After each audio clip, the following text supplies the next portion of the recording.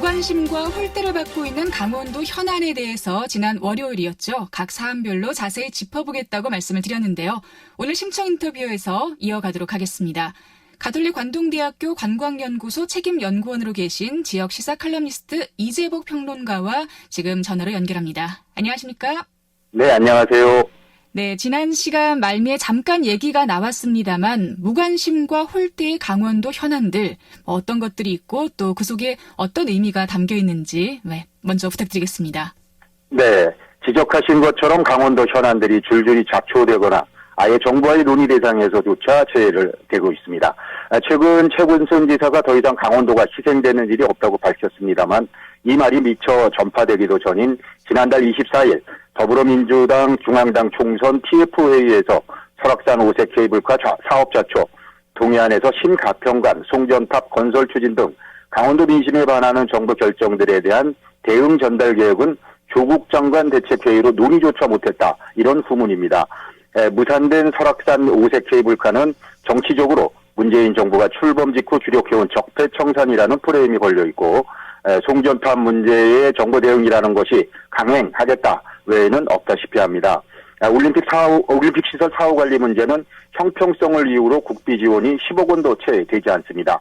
국방개혁 역시 그렇습니다. 군부대 통폐합이 불가피하다지만 접경지역 경제 붕괴에 대한 대책은 나와 있지 않습니다. 종합해 보면 현 여당인 민주당이 강원도에 오기까지는 아직도 첩첩산중 속을 헤매고 있다. 이렇게 말씀드릴 수가 있겠습니다. 네, 참 여러 가지 사안들이 있습니다. 그렇다면 설악산 오색 케이블카 무산과 송전탑 등 또 강원도가 부딪힌 이 환경 문제, 무엇이 문제인지 내용을 좀 설명해 주실까요? 네, 설악산 오색 케이블카 무산의 결정타는 식생, 사냥 서식, 탐방로 회피 문제 등인데요. 이 결정타를 하천 해양전문위원이 작성을 했고 거의 원안 그대로 환경부 장관이 발표했다. 이렇게 강원일보가 일자 보도에서 밝혔습니다. 즉 사냥과 무관한 물고기와 해초 전문가가 사냥에 대한 논문을 쓴 셈이다. 이렇게 말씀드릴 수가 있겠는데요. 그보다 더 근본 원인은 여의도 면적의 13배에 달하는 강원도에 대한 규제 족쇄라는 것이 전문가들의 지적입니다. 유독 강원도에 대한 잣대와 기준만 그렇게 높습니다. 실제로 전국에서 규제가 가장 심한 곳으로 꼽히는 평창군 대관령 일대는 국립공원 자연휴식지, 생태경관 보존지역, 야생동식물 보호구역, 상수원 보호구역, 백두대간 보호구역 등 42개 개별법이 2중 3중으로 규제의 족쇄를 채워놓은 상태입니다. 대관령 산악관광 사업이 전국 시도의 규제 특례 사업 중 유일하게 좌절된 것도 이처럼 얽혀있는 규제에다 전임 대통령 공약, 즉 적폐에 해당하기 때문이 아니겠느냐 이런 분석이 설득력을 얻고 있습니다. 그렇군요. 그렇다면 송전탑 문제는 어떻습니까? 네, 강원도 전체 면적 16,825제곱킬로미터의 절반이 군사, 산림, 환경, 농업 등 42개 개별법에 의해서 2중, 3중 중복 규제가 적용이 됩니다. 즉 다시 말씀드리면 경제적 가치가 높지 않은 맹지와 다름없다 이런 말씀입니다. 여기에 이어령, 비어령, 즉 귀에 걸면 귀걸이, 코에 걸면 코골이식 환경부의 이중잣대와 그땐 맞고 지금은 틀리다라거나 사후 약방문식 대책이 유독 심한 곳인 것도 그 이유입니다. 강원일보가 지난달 23일 환경부의 환경영향평가서를 전수조사 분석 보도한 내용에 따르면 1995년 태백에서 삼척 대덕산 정선 동강을 가로지르는 765kV 초고압 송전탑 설치 시 이곳에는 이미 검독수리 도롱뇽, 꼬리치레 도롱뇽 등 희귀 동식물의 집단 서식지와 횡성군 서원면에는 천연기념물인 백로 및 외가리 번식지도 있는 생태계 보호지역이 있으나 환경부는 문제 없다 이런 입장이었습니다. 그로부터 7년이 지난 지금 환경부는 이미 송전탑이 다수 들어선 정선동강 유역에 대해서 생태경관 보존지역으로 지정을 했습니다. 천연기념물인 수달, 멸종위기 야생생물 2급인 산작약, 문납자루 등이 서식한다는 이유에서였습니다. 결국 환경적으로 보호됐어야 할 지역의 송전탑 설치는 일사천리로 진행을 해놓고 오색 케이블카와 같은 사안에 대해서는 다른 잣대를 들이댄 셈인데요. 그 이유 송전탑은 수도권에 전기를 공급하기 때문이죠. 그렇군요. 올림픽 시설 사후 활용 문제에 대해서도 논란이 있습니다. 이 부분도 한번 짚어볼까요? 네.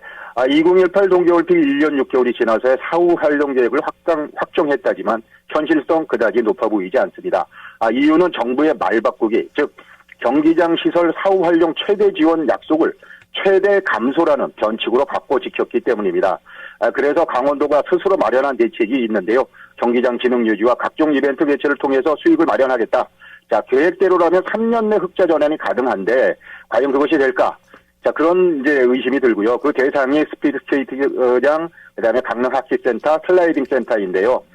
자, 문제는 정부 스스로가 용역 결과를 앞세워 포기한 것, 즉 수익성은 없고 예산, 국민들의 혈세만 줄기장창 들어간다면서 이를 언론에 흘렸고 언론이 이를 확대 재생산하면서 강원도민들의 자존심과 자긍심에 상처를 준 것에 대한 반성과 성찰, 이것은 보이지 않는다는 데 있습니다. 네, 조금 더 자세한 설명이 필요할 것 같습니다. 어떤 부분에서 강원도가 손해를 보고 있는 거죠? 네, 당초 도는 운영비 40억 원을 좀 지원해 주세요 했고 정부는 안 돼. 이렇게 하자 그러면 강원도가 우리 20억 원 정도 부담할 테니까 나머지 무조건 20억 원만이라도 좀 이렇게 사정을 했습니다. 그런데 국가는 겨우 9억 9천만 원 지원, 그 이상 곤란, 이렇게 대응을 했습니다. 자, 사상 유례가 없었다는 성공으로 남북 화해의 역사적인 순간을 연출해낸 올림픽이 순식간에 전월세 흥정의 처절한 삶의 현장으로 바뀌는 순간입니다. 이런 대먹지 않은 우여곡절을 겪으면서 마련한 강원도 운영계획, 당장 내년 2020년 적자가 15억 원 정도인데요. 또는 후년 2021년이 되면 교육 및 체험시설 등의 6억 원의 추가 수익이 발생함으로써 적자가 9억 원 규모로 줄어들 거다. 이렇게 예상을 했는데 가봐야 합니다. 실제로 지난 3월부터 올 연말까지 세계 경기장 사용 인원은 66,726명 정도며 관련 수익은 8,471만 5천 원에 불과한 실정이기 때문에 그렇습니다. 네. 국가대표 훈련, 국제경기대회 이런 사용료 면제, 또 일반인 체험 프로그램이 부족해서 이렇게 원인이라고 밝히고 있지만 자, 이 부분이 과연 얼마나 수익 형성에 도움이 될지 이거는 밝히고 있지 않습니다. 그렇군요. 자, 오늘 시간이 조금 모자란 관계로 다음번에 또 다시 이야기 들어보도록 하겠습니다. 자, 라디오 알겠습니다. 동서남북, 오늘 순서 마치겠습니다. 함께해 주신 여러분 고맙습니다.